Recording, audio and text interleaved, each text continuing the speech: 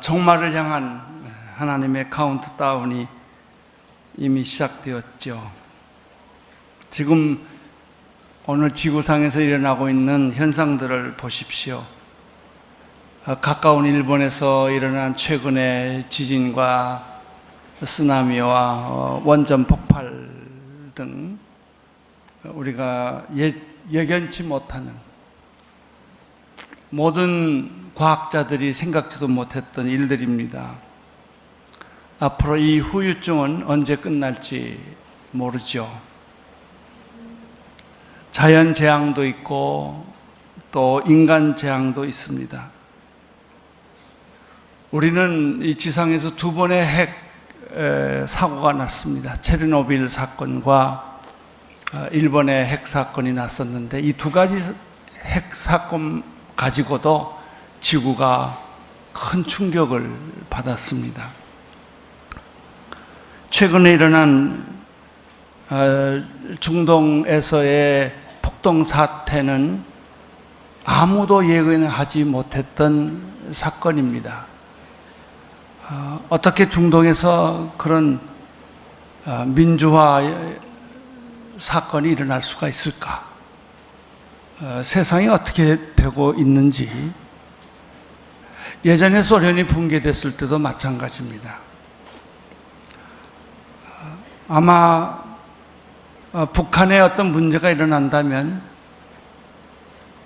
전쟁 없이 소련이 무너지듯이 그런 형태로 무너질 수도 있을지 모릅니다. 전쟁과 기화와 질병과 확대와 굶주림으로 거의 죽어가는 사람들이 인류의 80%에 해당합니다. 여러분과 나는 그 20% 안에 있을 뿐입니다. 80%는 죽지 못해서 사는 사람들입니다. 그리고 특별히 인류의 60%는 굶주린 아시아에 있습니다.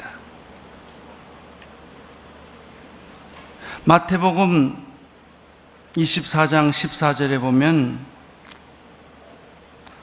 하나님 나라의 복음이 온 세상에 전파돼 모든 민족들에게 증거될 것이다. 그때서야 끝이 올 것이다. 지금 이러한 종말론적인 현상 때문에 세상에 끝이 오지 않는다는 것입니다. 이것은 하나의 종말에 대한 카운트다운이요, 시작에 불과하다는 것입니다. 그러면 세상의 끝이 언제 오는 것일까? 그것은 우리가 선교가 끝이 날 때 종말이 옵니다. 종말은 선교의 속도와 상관이 있습니다. 땅끝까지 복음이 전파될 때, 온 인류가 복음을 다 듣게 될 때 끝이 온다고 말했습니다. 그것은 우리가 얼마나 열심히 목숨을 걸고 전도하느냐에 달려 있습니다. 마라톤 선수가 지금 자신이 뛰고 있는 시점이 어디쯤인지를 알지 못한다면 속도 조절을 할 수가 없을 것입니다. 우리는 지금 마라톤 선수처럼 역사의 반환점을 훨씬 지나 꼬린 지점 가까이를 향하고 있다는 것이죠. 이제 막바지의 역사는 다가왔습니다. 지구도 몸살을 하고 있고, 인간들은 소돔과 고모라처럼 심판의 턱 밑에 와 있습니다. 오래전에 빌리그레함이 말한 것처럼 우리는 12시 3분 전에 있는 것이죠. 이제 마지막 때가 왔기 때문에 마치 마라톤 선수가 지칠 대로 지친 것처럼 이제 마지막 힘을 내서 꼬린 지점을 향하여 갈 때가 되었습니다. 예수님은, 성경은 우리들에게 천년이 하루 같고 하루가 천년 같다고 하지만은 지금 우리에게는 지혜로운 다섯 처녀처럼 등불을 준비하고 신랑을 맞이할 준비를 해야 합니다. 그래서 오늘 이 모임이 만들어진 것입니다. 오늘 읽어주신 말씀 마태복음 25장 6절에 보면은 이렇게 말씀이 요약되어 있습니다. 한밤중에 갑자기 신랑이 온다. 어서 나와서 신랑을 맞으라. 라는 소리가 들렸다. 마태복음 25장 13절에는 그러므로 너희도 깨어 있으라. 날짜와 그 시각은 알지 못하기 때문이다. 그날은 도적같이 온다고 하였습니다. 도적이 경고하고 예고하고 옵니까? 아무도 모르게 오는 것이 도적이죠. 우리는 여기서 두 가지 사실을 배울 수 있습니다. 첫째는 주님은 언제 어느 때 오실지 모른다는 것입니다. 아침일지 저녁일지 모르죠. 오늘일지 내일일지 모릅니다. 노아의 방주처럼 소돔과 고모라에 있는 시민들처럼 그런 일은 절대 없을 거야. 시집가고 장가가고 그렇게 사람들은 살고 있습니다. 암에 걸린 사람들이 다 말했죠. 내게는 절대 그런 일이 없을 거야. 그런데 어느 날 내게 암이 걸렸어요. 그래서 충격을 받는 거예요. 왜 하필 나에게 암이 걸렸느냐고 질문을 합니다. 그러나 암이 내게 걸린 것이죠. 종말은 어느 날 갑자기 오는 것입니다. 인류는 자꾸 죄를 쌓고 있어요. 여러분, 구름이 무게가 쌓아지면 비도 떨어집니다. 죄가 자꾸 쌓아지면, 죄의 무게가 많아지면 어느 날 그것은 심판으로 떨어지는 거예요. 지금 인류는 계속 죄를 쌓고 있어요. 소돔과 고모라 때는요, 남자와 남자끼리 관계를 갖고 여자와 여자끼리 관계를 갖고 인간과 짐승과 관계를 가질 때는 이미 유황불로 심판받는 때라고 그랬어요. 근데 지금 그런 일들이 흔하게 일어나고 있어요. 우리는 심판을 하나님이 주시는 게 아니라 인간이 심판을 가져오고 있는 거예요.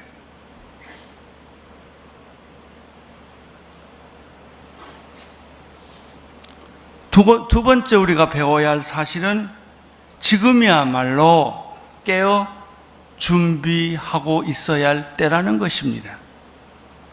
깨어 준비하고 있어야 할 때라는 것입니다. 마태복음 24장 5절에서 7절에 이런 말씀이 있습니다. 많은 사람들이 내 이름으로 와서 내가 그리스도다 하고 주장하면서 많은 사람들을 현혹할 것이다. 너희가 전쟁의 소식과 소문을 듣게 될 것이며 소식을 듣게 될 것이다. 그러나 결코 놀라지 말라. 이런 일이 반드시 일어나야 하겠지만 아직 끝이 온 것은 아니다. 민족과 민족이 서로 대행에 일어나고 나라와 나라가 서로 대항에 일어날 것이다. 곳곳에서 기근과 지진이 생길 것이다.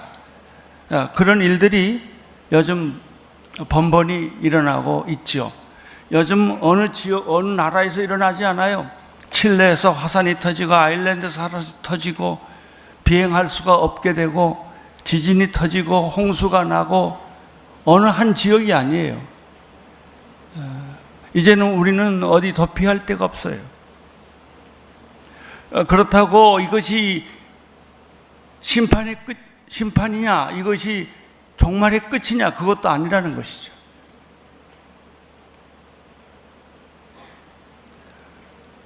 오늘 우리들이 이렇게 모인 이유가 여기에 있어요.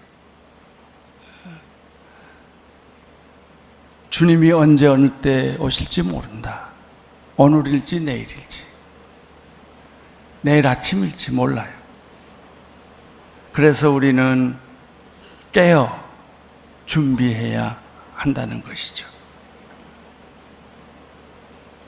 그 비유가 오늘 목사님이 읽어주신 말씀 속에 있습니다. 5절까지, 1절부터 5절까지 제가 다시 한번 읽겠습니다. 여러분과 함께 같이 읽을까요? 네, 시작. 그때 하늘나라는 등불을 들고 신랑을 맞이하러 나간 10명의 처녀와 같을 것이다. 그 가운데 5명은 어리석고 5명은 슬기로웠다. 어리석은 처녀들은 등불을 가져왔지만 기름을 챙기지 않았다. 하지만 슬기로운 처녀들은 등불과 함께 그릇에 기름을 담아 가지고 왔다. 신랑이 늦도록 오지 않자 처녀들은 모두 졸다가 잠에 들었다. 하나님의 나라를 맞이하는 사람 중에는 두 종류의 사람이 있다는 것입니다. 첫째는 기름을 준비한 지혜로운 5처녀요, 둘째는 기름을 준비하지 않은 어리석은 처녀라는 것입니다. 문제는 한밤중에 신랑이 찾아온 것입니다. 기름을 준비한 5처녀는 문제가 없지만 기름을 준비하지 않는 5처녀는 큰 수치를 당하게 되고 결국 결혼잔치에 들어가지 못하고 수치를 당하게 된다는 이야기입니다. 오늘 이 자리에 찾아오신 우리 청년 여러분, 여러분 지혜로운 5처녀에 속하는 사람들입니까? 아니면 어리석은 5처녀에 속하는 사람들입니까? 아니면 지금까지 어리석은 5처녀처럼 살았지만 영적 센스가, 영적 감각이 이제 살아나서 이렇게 살다가는 내가 큰일이 나겠구나, 이런 걸 깨닫고 지혜로운 5처녀처럼 기름을 준비하기 위하여 이 자리에 오셨습니까? 하나님은 이 시대에, 마지막 시대에 슬기로운 5처녀를 찾고 계십니다. 그것은 짐 신발라 목사님이 어제 저녁에 이야기하신 것처럼 롯을 소돔과 고모라에서 끄집어내야 되겠는데 기도하지 않는 롯은 영적 감각이 없기 때문에 그 사실을 모르는 거예요. 심판은 코앞에 왔는데, 재림은 코앞에 왔는데, 주님은 코앞에 왔는데 왜 나가야 하는지, 그렇게 급한 것인지 그걸 깨닫지 못하는 거예요. 천사가 급히 끌고 나가려 하더라도 마치 걷긴 소같이 안 나가려고 안간힘을 쓰는 거예요. 그것이 오늘 우리들의 영적 현실이다라는 것이죠.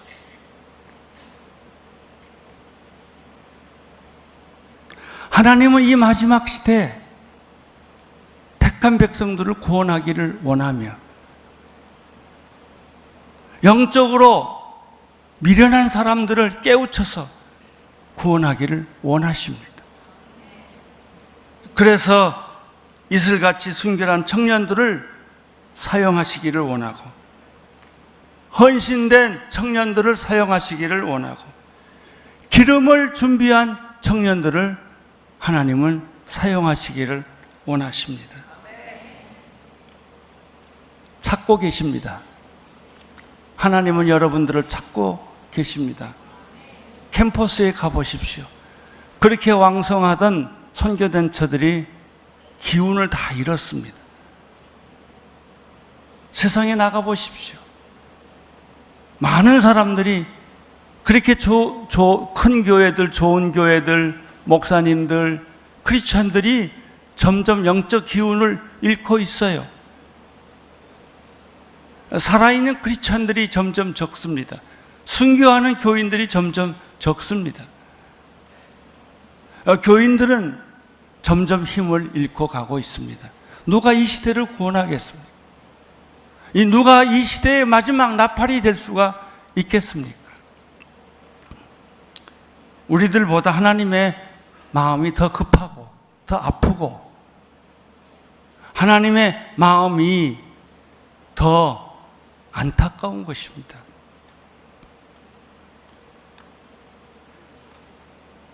그런 마음을 하나님은 우리에게도 주셨습니다.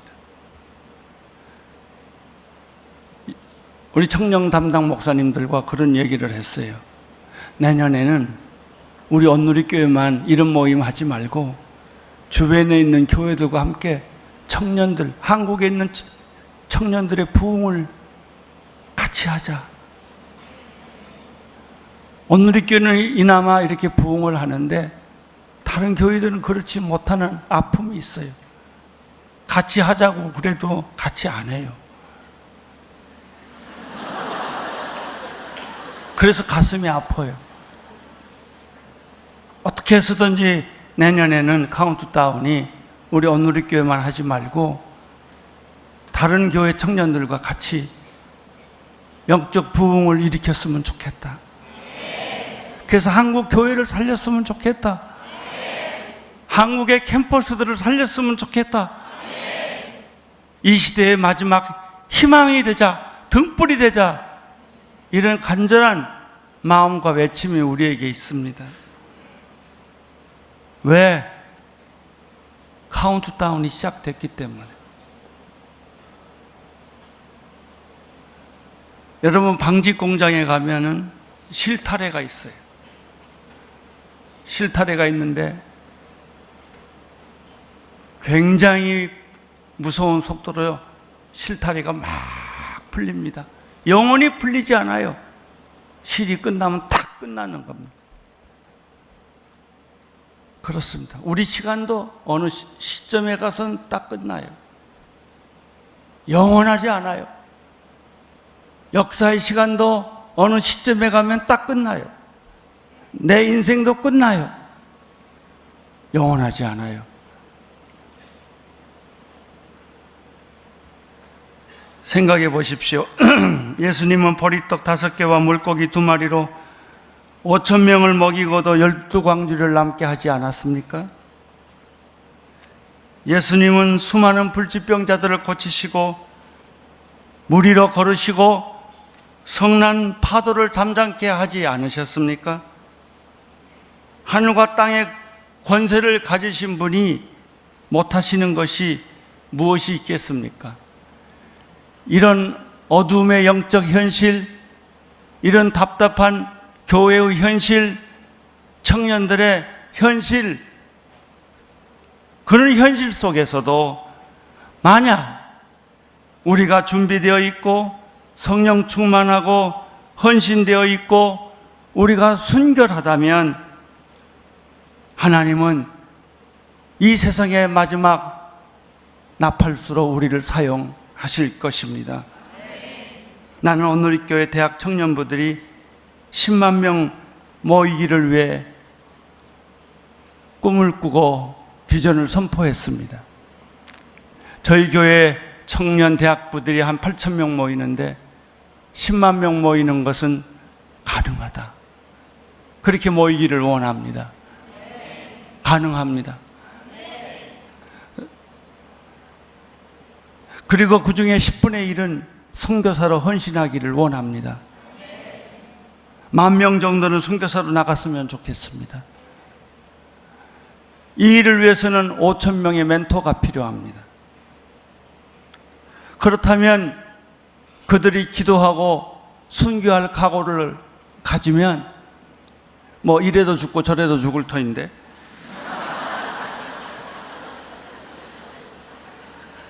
세상을 변화시키고 새로운 조국을 만들 수 있지 않겠습니까?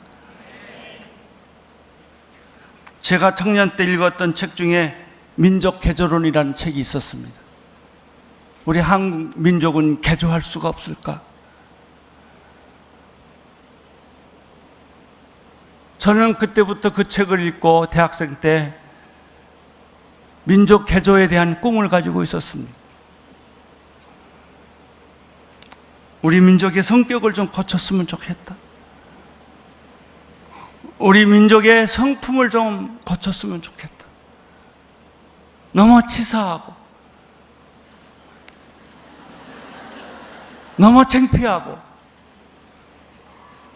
너무 옹졸한 우리 민족성, 이거를 용기 있고 우람하고 멋지고 대담하고 이런 민족성으로 좀 바꿀 수는 없을까? 용기 있고 양보하고 용서하고 사랑하는 그런 민족성. 나는 우리 민족이 세계 인류의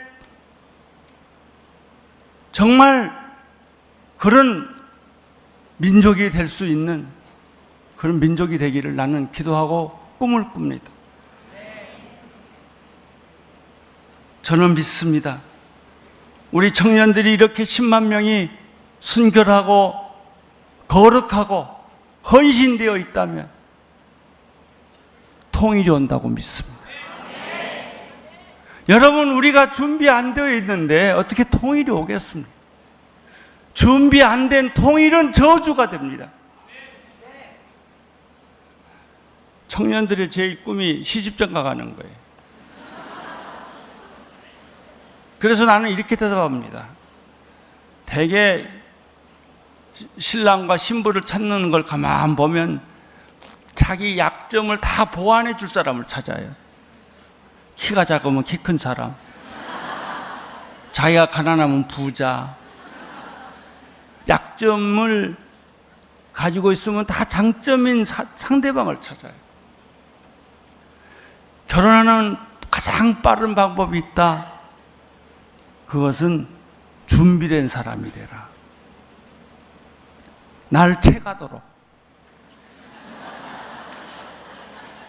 실력도 있고 성격도 멋있고 그 키 작고 높고가 문제가 아니다.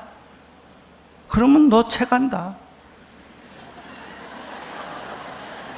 자기 분수에 넘는 사람을 자꾸 채가려니까 문제지. 그래요. 내가 준비되어 있으면 통일 옵니다. 우리가 준비되어 있으면 세상 바뀝니다. 우리가 준비되어 있으면 하나님 나라가 옵니다.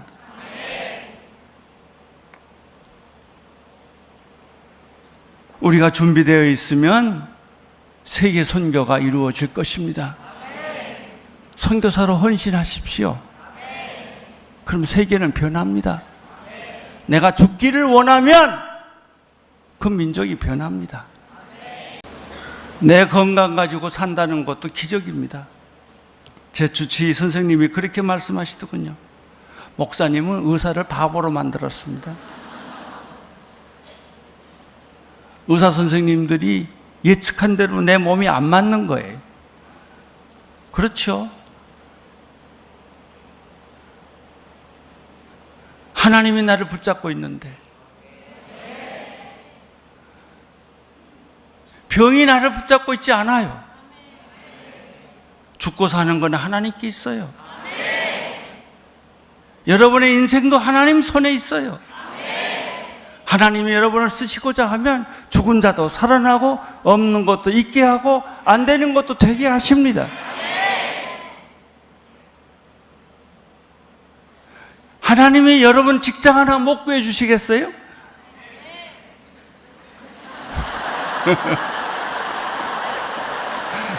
아니, 그렇게 무능한 하나님이세요? 여러분 결혼 하나 안 시키시겠어요?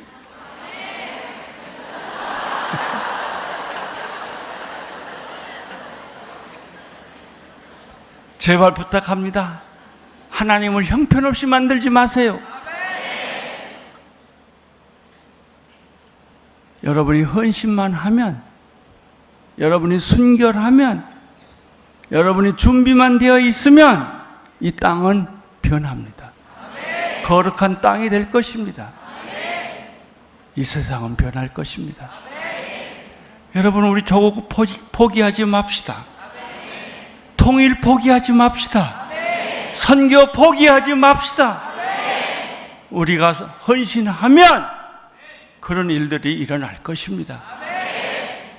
파도가 잠잠해지는 것처럼, 죽은 자가 살아나는 것처럼, 봉사가 눈 뜨는 것처럼, 귀머거리 귀가 열리는 것처럼, 귀신들이 떠나가는 것처럼 그런 일들이 내 생에 일어나게 될 것입니다. 하나님은 지금도 기적을 일으키시는 것을 믿으십시오. 믿는 자에게는 기적이 보일 것이고 믿지 않는 사람에게는 아무것도 안 보일 것입니다. 예수님의 영적 원리를 기억하십시오. 우리는 곱빼기 장사하는 사람들이 아닙니다. 30배, 60배, 100배의 성장을 하는 사람들입니다. 여러분, 50년, 60년 전에 한국 폐허 속에서 60년 만에 이렇게 대한민국이 변한 것이 30배, 60배, 100배가 아닙니까? 여러분의 인생도 그렇게 변할 것입니다. 헌신하십시오. 여러분 생애를 바치십시오. 죽기로 결정하십시오. 그러면 그런 기적이 일어날 것입니다. 여러분, 한 사람 때문에 한 민족이 살아나고 한 부족이 살아나고, 여러분 한 사람 때문에 한 우리 사회가 살아나고 통일이 올 것입니다. 하나님은 오늘 이 밤에 당신의 헌신을 기다리고 있습니다. 내일 우리는 체육관에서 헌신의 시간을 가질 것입니다. 지금부터 준비하십시오. 정말 내 인생을 어떻게 살아야 할 것인가? 내 삶을 어떻게 바쳐야 할 것인가? 지금부터 준비하십시오. 생각하십시오. 기도하십시오. 오늘 밤새서 기도하고 또 기도하고, 하나님 나를 제물로 받아 주십시오. 이런 마음들이 여러분 마음속에 있게 되기를 바랍니다. 기름을 준비한 다섯 처녀처럼 언제 어느 때 주님이 오셔도 잠깐 조는 건 괜찮아요. 졸다가 깨세요. 기름만 준비되어 있으면 신랑을 맞이할 수 있습니다. 아멘. 우리 하나님께 감사의 박수 올려드립니다.